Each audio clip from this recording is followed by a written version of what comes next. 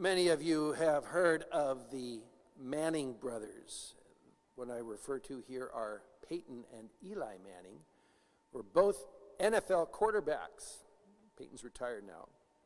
But on this day in 2006, it was the first time in history of the NFL, big history, that two brothers were opposing quarterbacks in an NFL football game where Peyton was playing for the Indianapolis Colts and his brother Eli playing for the New York Giants.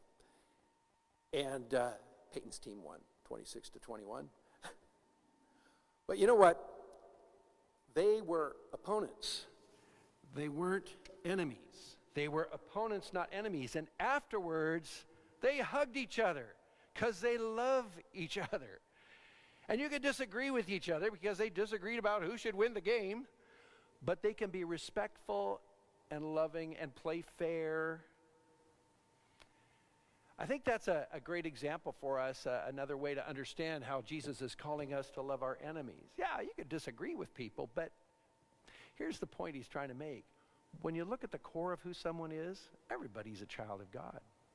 Even if they're not acting very nicely, even if they're unkind to you, even if they don't look like a child of God, they're still at the core a child of God. And that's why we're called to still be respectful. Yeah, we have to protect ourselves in a sense of avoiding harm. We should get out of situations and avoid that harm. And if we are being harmed, get help. But the thing is, still we're called to forgive. One of the greatest examples of this is, of course, our Lord, who, as he is being nailed to the cross, and the Roman soldier is doing that, and this is in the Gospel of Luke, Jesus says this prayer, Father in heaven, forgive him. He does not know what he's doing.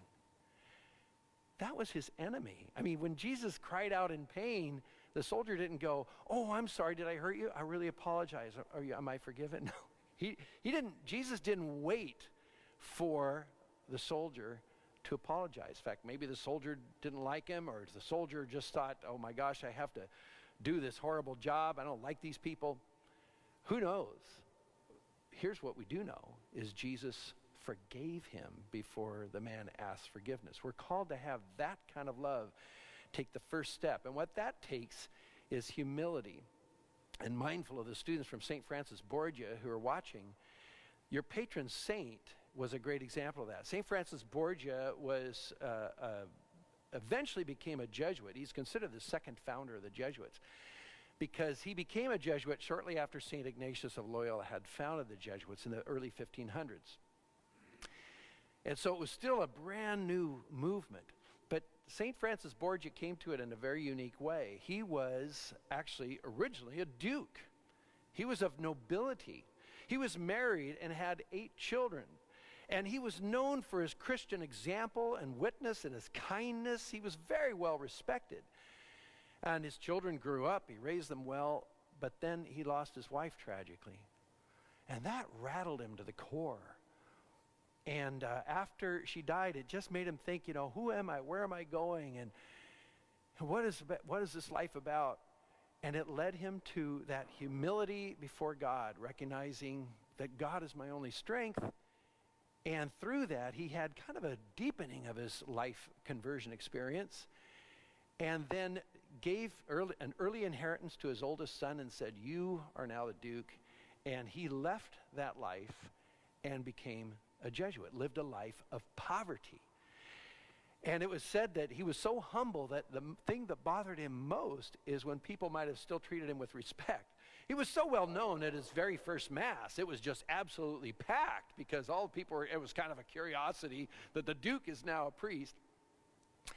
But there's one story told about St. Francis Borgia that when he was being treated by a physician for a wound, the physician knew about his past and so said, excuse me, my Lord, but this might hurt your grace a bit. And St. Francis Borgia said, the only thing that hurts me is you calling me my Lord and your grace. I'm just a servant of Jesus. What a great example. But that's the kind of humility we're called to when we hear this, love your enemies, pray for those who persecute you, be ready to forgive, be generous, don't judge. It takes humility because it's a place of pride in our hearts when we think we're better than everybody else, so we judge them or we despise them. But that's not the way of Christ. Christ himself, who was God. If anybody could be proud, Jesus could be proud. But he lived a life of humility, always seeing the goodness that's deep inside of people, loving them. And that's how his mercy can always be there for us. When we fail, when we make mistakes, Jesus will always love us, will always forgive us because of the love that he shows us. And he's shown us by example, and like St. Francis Borgia, to love with humility.